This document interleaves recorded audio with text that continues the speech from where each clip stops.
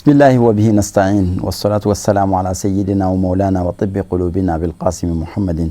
وعلى آل بيته الطيبين الطاهرين ومن والاهم بإحسان إلى يوم الدين. أما ما شرف لا تفي لجبو ومو بلا جلين فون إسلامي كفولي نو يلقى كشينا كهيننا كبركة ما الله تعالى دلي على كوكا أني أو بلا جلين أبو أو بسم الله أو كأجمع حكم كنا نو دين بروي مي جمع نبي ولي كسي كرمو ما أني كرمو بسم الله ولا سك بروك نيوي دين كنا فنونا bi ani ankara modo be nyonfe mi ni tashi ya fulay anga jamu kanka no docteur Bansoumana Traoré docteur Bansoumana Traoré anna de la ka jamu kan do walanda do damnya no walanda tun nafaka bon anya la nyini ka wele kana wala sangana walanda to dafa hakli jina docteur Bansoumana Traoré la ka kalan kum folo damne en fait jamana ko na maliko na no atara ka kalan fando ke libi nga ka doctorat mi mabulu في الدراسات العربية sur les études arabes en arabe ataroke français jamana kaya ka doctorat soreno asigina kana jamana konnala abi barala jamana kono bi anale bina je ka boroke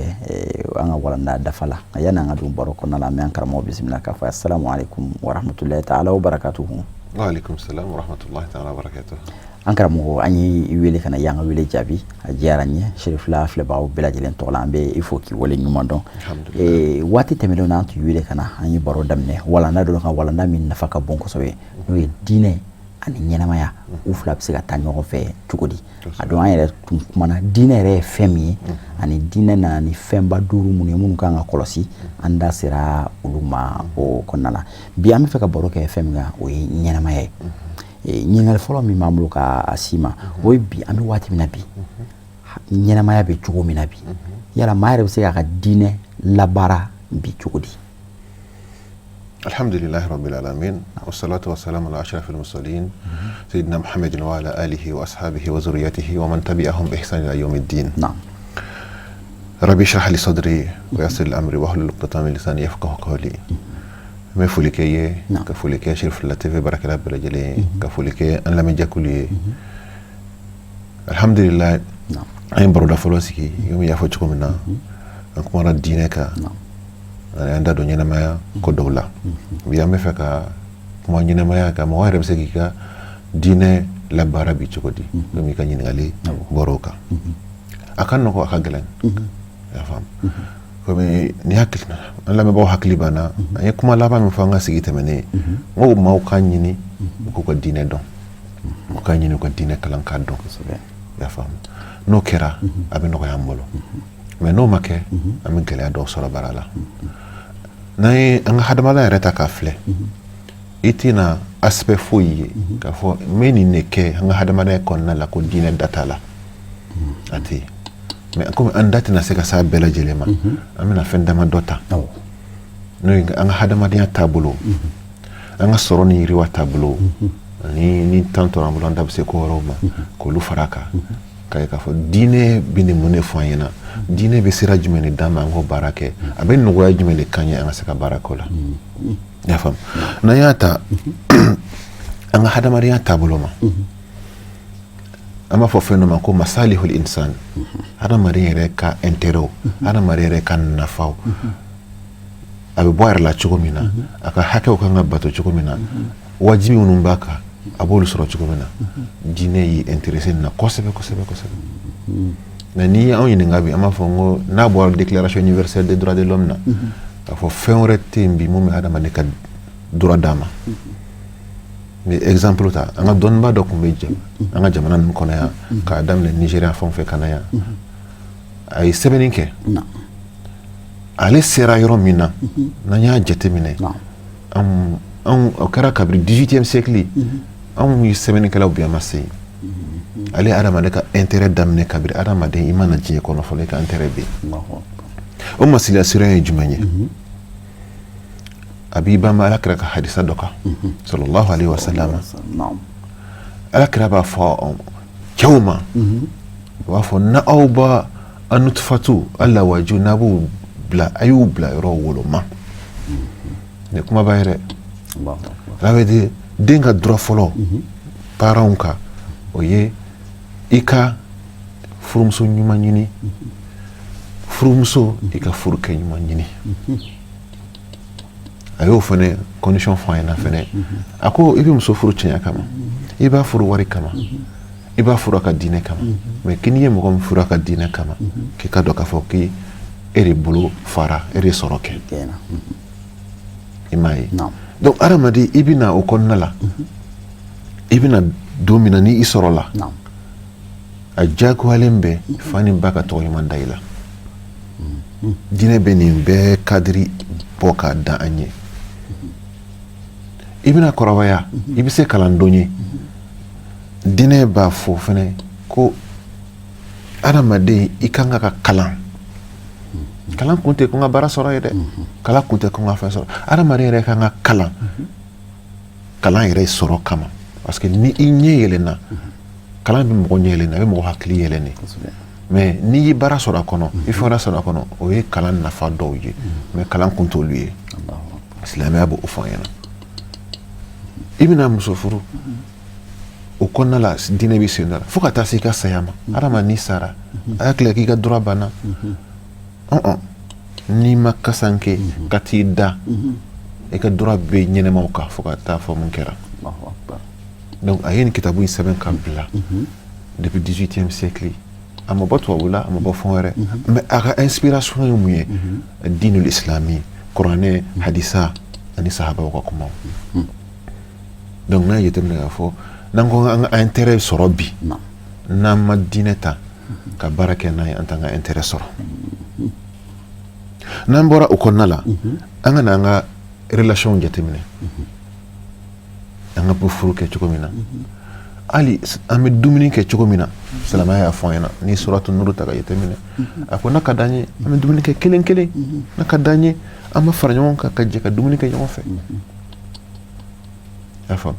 a y'i da s'o bɛɛ lajɛlen ma ka n'a bɔ a la diɲɛ bɛ tila cogo min na cɛ hakɛ ka kɛ muso ka hakɛ ala ma nin to an bolo koyi parce que hadamadenw nata ka bon ni nafolo yɛrɛ ka ban an bɛ hawuja donc ala ye bɛɛ niyɔrɔ f'i ɲɛna mais a y'a fɔ ni hikima dɔ de ye karamɔgɔ n'an m'o hikima jateminɛ an bɛ ban fɛn na fɛn min na nafa ka bon kosɛbɛ ni e taara ka mugan to a m'a fɔ ko ka dɔrɔmɛ 10 di karisa ma a m'a fɔ ko ka 20 di karisa ma ala ye pourcentage dɔ proportion dɔw de kɛ n'a m'a fɔ sulusu 1 tiers 2 tiers donc wari mana kɛ million ye a mana kɛ 20 ye bɛɛ b'i ka hakɛ sɔrɔ c'est pour que n'i ye Mali yɛrɛ code de la famille ta bi a bɛ nin fɛn saba f'i na n'a ka di maliyɛnw ye k'u ka fɛn kɛ ni silamɛya ta ye n'a ka di u ka kɛ ni laadala sira ye n'a ka di u ka kɛ ni législation min kɛra bi mais silamɛya ka sira in o de jɛlen don n'an y'a kalan k'a dɔn an bɛ nafa caman sɔrɔ a la i y'a faamu n'an bɔr'o la fɛn dɔ bɛ yen silamɛya b'i da maga a la karisa n'e bɛ fɛ ka taa bɔ ne ye n ka wagati de bɛ visite la silamɛya b'a fɔ an ɲɛna suratu nuru 1 kɔnɔna na kana sɔli ka don mɔgɔ kan seli fana mana seli kana don mɔgɔ kan safo mana seli kana don mɔgɔ kan a b'a wele kɔnɔ cogo di salasu awrat ko lebu 3 o bɛ adamaden na sɔgɔmada fɛ i bɛ se ka taa don adamaden ka ko to lahalaya dɔ la o tɛ fɛ i k'u ye o la n'i bɛ don mɔgɔ kan fɛnɛ k'i ka jɛ ɲini ka don i bɛ jɛ ɲini siɲɛ 3 n'i ko i bɛ na da kɔngɔ karisa n ka don wa mɔgɔ b'i laminɛ karisa n ka don wa mɔgɔ b'i laminɛ ni siɲɛ 3nan dafa ni mɔgɔ b'i laminɛ kana don dɛ k'i ka segin kɔ ala b'a fɔ o de ka ɲi donc an ka hadamadenya n'an y'a ta bi vraiment an bɛ se k'a kɛ ka diinɛ baara k'a kɛrɛ parce que diinɛ yɛrɛ de bɛ an ka fɛnw bɛɛ codifier ka d'an ma o ye nin baara ye mais ni i ma kalan k'a dɔn n'i ma ɲɛɲini k'a dɔn a tɛ se ka sira sɔrɔ n karamɔgɔ bi an bɛ se ka fɛn damadɔ ta an b'a jateminɛ an k'u ka effet lajɛ an kan bi an ka luwaw bɛ yen an ka laadalakow bɛ yen an k'u sabati an k'u da ɲɔgɔn kɔrɔ an k'u fanga lajɛ laada ani an ka jugukɔrɔ ni fɛnw u bɛ fɛn dɔw yamaruya an kan u ka ɲi mais o baarali kɛli baara b'a la sisan waritigi mana laada tiɲɛ mun bɛ se ka fama o tɛ se ka fama parce que wari b'a kun fama mana laada tiɲɛ mun bɛ se ka fama an nana ka na loi fana sigi n'o ye an ka législation ye fo mɔgɔ de ka fana ka sigi mun b'olu fana contrôler ni e nana e ye fɛn jeni ni polisi tɛ k'i minɛ jeni bɛ kiiri bɔ i la fo ni kasara y'i sɔrɔ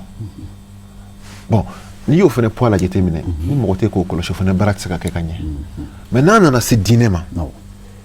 a bɛ hakili jigin dɔ fɔ an ka baro dɔ la ihsanu yɔrɔ an ta'buda allaha ka'annaka tarahu fa in lam takun tarahu fa innahu yaraka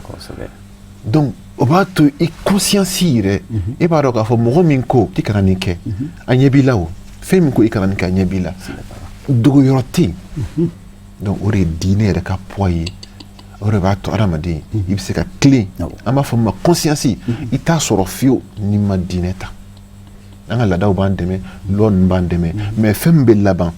fanga bɛ mun na kosɛbɛ o ye diinɛ de ye ale de bɛ peser an dusukun kan ale de bɛ peser an hakili kan a b'a to an bɛ fɛnw kɛ o kɛcogo la donc o ye an ka hadamadenya taasiraw ye n'an ko an m'an da don fɛn wɛrɛ fana o ye sanni ni feere transaction ninnu an ka jagow bɛ se ka yiriwa cogo min na sɔrɔ bɛ yiriwa cogo min na silamɛya m'an to ten n karamɔgɔ dɔ delila k'a fɔ n ɲɛna ko n'i ye kalilu ta sarihu kalilu an b'a dɔn an b'a kalan an ka sow kɔnɔ mais an tɛ ka baara kɛ n'a ye o mais n'i ye faransikaw ka code du commerce ta a bɛ k'i kɔnɔ kalilu tafsiro de kɛlen don ka bila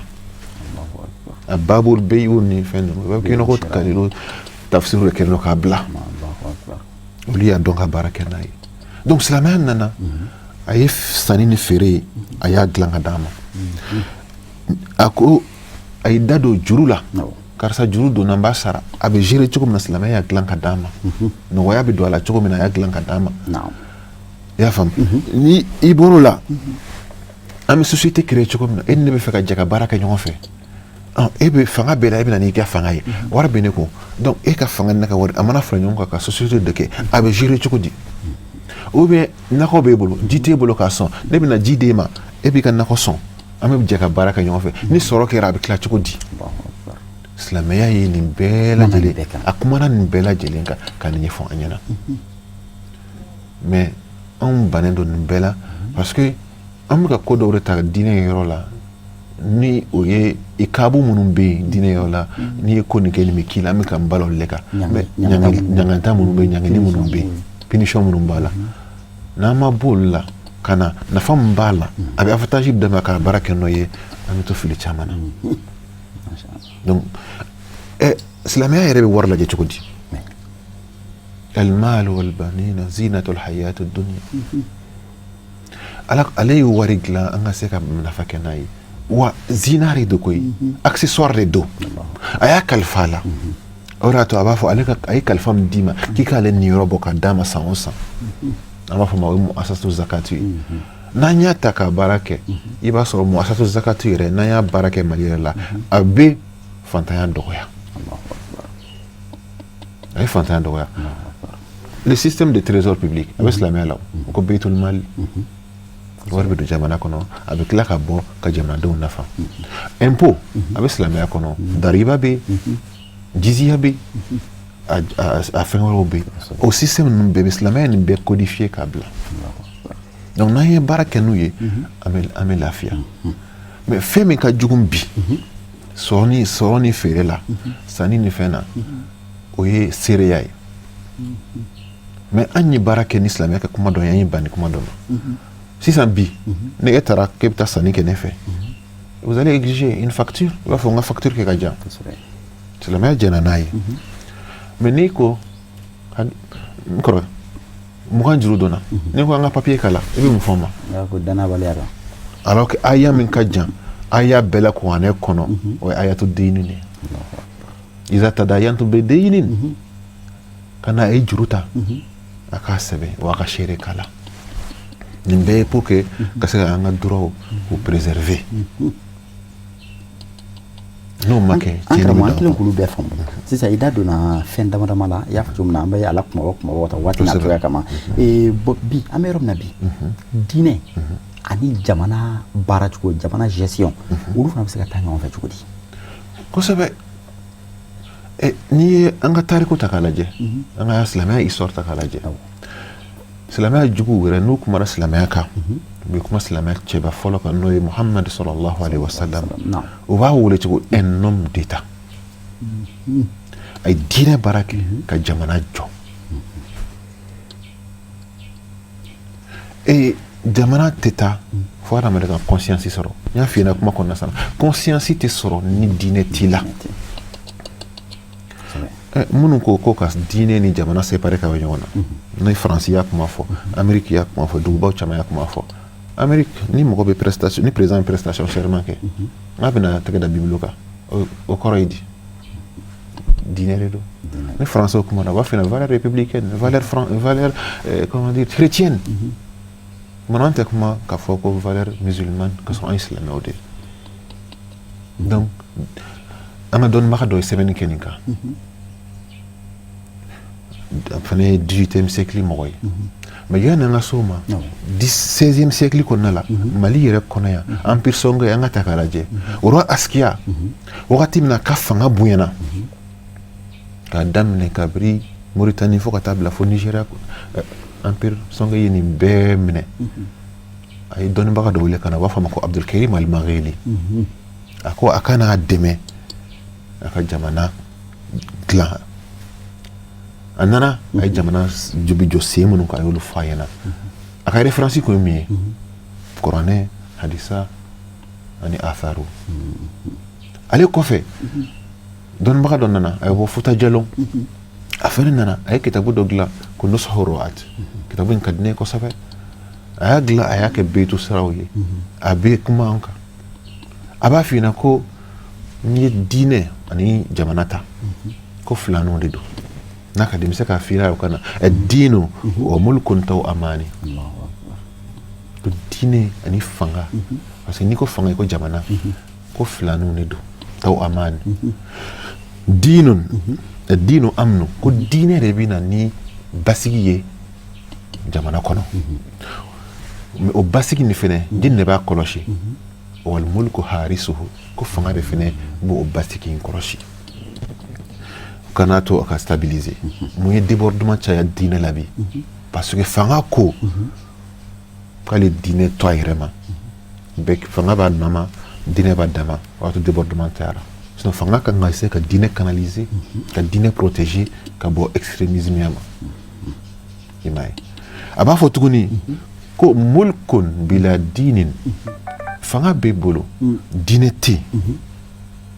a b'i n'a fɔ n'i ko kɛlɛkɛden ma taa kɛlɛyɔrɔ la i ma kɛlɛkɛminɛn d'a ma a bɛ segin yɔrɔ tɛ segin a bɛ nin kumaw fɔ an ɲɛna an ka hakili sɔrɔ k'a ye k'a fɔ n'an ko k'an bɛ jamana baara k'a sɔrɔ diinɛ t'an bolo an tɛ se ka jamana baara o bɛ référence ka taa ala kɛra ka hadisa dɔ ma sallallahu alaihi wasallam kullukum ra'in wa kullukum mas'ulun an ra'iyatihi rabbul bayt imamul masjid ra'isul dawla aw bɛɛ bɛ n'a fɔ des responsables wa aw bɛɛ bɛ ɲininka fɛnɛ responsabilité min dira aw ma aw bɛ ɲininka la don dɔ la a bɛ jaabili kɛ donc ni o yɔrɔ faamuyara an b'a dɔn k'a fɔ diinɛ tɛ taa jamana tɛ taa diinɛ baara kɔ hadisa dɔ wɛrɛ b'an hakili jigin a b'a fɔ sinfani min ummati iza saluhu saluha an-nas wa iza fasadu fasada an-nas o sinfani jumɛn al-fuqaha wal umara ko ni fila ɲɛna ni fila ɲɛna jamana bɛ ɲɛ mɔgɔ fila bɛ ne ka jamana la n'olu fila ɲɛna jamana bɛ ɲɛ ne ka matow bɛ ɲɛ o mɔgɔ su fila ye jumɛn fanga bɛ minnu bolo ani ale ye dɔnni kalifa mɔgɔ minnu na a ko i ka fɛn kelen jateminɛ n'i ye masakɛ o masakɛ ye a bɛ tugu dɔnnibaw la a bɛ dɔnnibaw parce que kuma dɔ la a bɛ tugu dɔnnibaw la i t'u ka kuma lamɛn o baara ye mais n'i tugura dɔnnibaw la k'u ka kuma lamɛn k'i ka fanga bɛ ɲɛ i bolo mais n'i tugura dɔnnibaw la e m'u ka kuma lamɛn i ka fanga tɛ ɲɛ a bɛ dɔnniba fɛnɛ babali ko dɔnniba o dɔnniba n'i bɛ tugu masakɛ la i kɔlɔsi dɛ i kɔlɔsi i jɔ masakɛ ka na i ma mais i kana taa parce que ni e taara a fɛ yen a tɛ faamu mais n'a nan'i fɛ yen a bɛ faamu parce que ni e taara i bɛ taa ni nata de ye mais n'a nan'i fɛ yen a bɛ na de pour que ka se ka yɛrɛ bilasira donc i b'a bilasira maintenant e taara ni nata ye alors e tɛ se ka bilasira bilen i tɛ se ka bilasira bilen. An karamɔgɔ baro in nafa ka bon kosɛbɛ ni Ala sɔnna a ma nin fana tɛna k'an ka baro laban ye ni Ala sɔnna an b'a ɲini Ala fɛ Ala kana k'an ka baro laban ye waati n'a cogoya kama dakuruɲa laban jumɛn b'i bolo an ka se ka baro in kuncɛ o kan. Ayiwa dakuruɲa laban min bɛ n bolo pour que ka se ka baro kuncɛ o ye k'a fɔ fɛn dɔ jɔyɔrɔ b'an na bi jamana in kɔnɔ n'o ye corruption ye n'an bɛ fɛ ka kɛlɛ bi ka nɔ bɔ a la an ka na silamɛya ye principe minnu fɔ an ka segin olu ma ka baara kɛ o cogo la o principe ninnu an ka mɔgɔbaw y'a ta ka baara kɛ n'a ye min misali kelen d'i ma Sheikh Seydil Mokhtar Al-Kabir Al-Kunti a ye baara kɛ n'a ye kitabu dɔ dilan Al-Bardul Muwashsha fi qat'i at-tam' wa risha a ye kitabu in dilan a bɛ yen a tɛ kuma foyi ka corruption kɔ ka kɛlɛ donc bi n'an ko k'an ka jamana jɔ k'an ka sen don jamana baara la an ka diinɛ fara an bolo da la an ka fɛɛrɛ kɛ éducation civique et morale an ka place d'a ma o place fana kɔnɔna la an ka place di diinɛ ma o fana éducation civique morale kɔnɔna la pour que mɔgɔw denmisɛnninw bɛ wuli ni diinɛ ye n y'a fɔ i na kuma kɔnɔna la a mɛnna hubul watani minal iman donc o don hadamadenw kɔnɔ k'u bila u ka se ka u ka diinɛ baara parce que Ala kira b'a fɔ n ye ko wagati bɛna se ko diinɛ bɛ kɛ ko tasuma de mɔgɔ bolo kɔnɔ an b'o de tile la koyi an b'o de tile la i y'a faamu a ka gɛlɛn mais an ka ɲɔgɔn faamu an ka diinɛ kalan ka baara kɛ n'a ye ni Alahu Taala sɔnna a ma nin bɛɛ lajɛlen bɛ nɔgɔya an bolo parce que fɛn ninnu bɛɛ sɛbɛnnen don ka bila il suffit que volonté ka k'an na n'an ko k'an ye silamɛ ye an ka silamɛya kɔni baara kɛ n'an ko k'an ye silamɛ ye silamɛ ye sira min fɔ f'an ka tugu o fɛnɛ kɔ ka se ka baara k'o cogo la an bɛ se k'o mun fɔ jama ɲɛna o ye an ka segin an kɔ an ka segin ka na an mɔgɔw ye sira min ta o ye sira min ta an ka segin ka n'o sira ma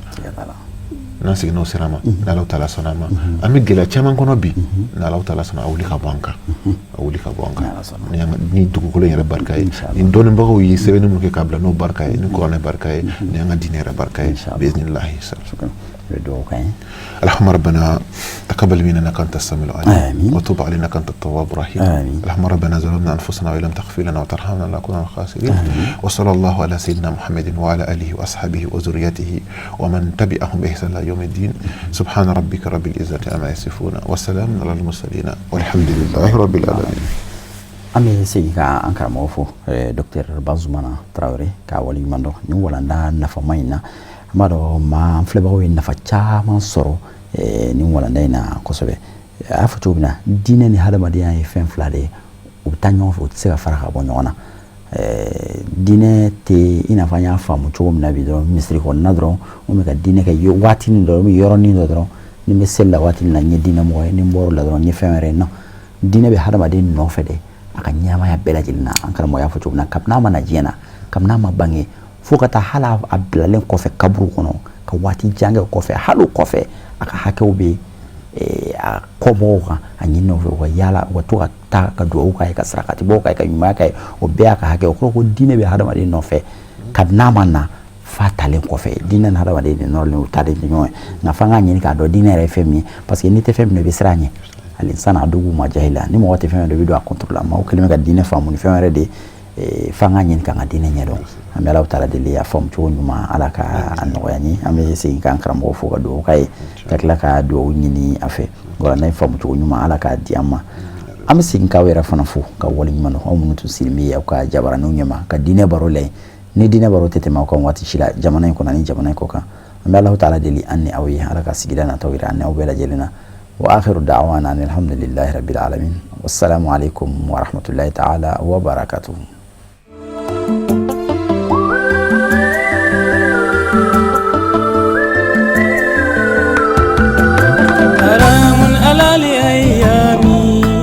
إيجاد مثلي عين سلام على الأيام إيجاد مثلي عين سلام على الأيام إيجاد مثلي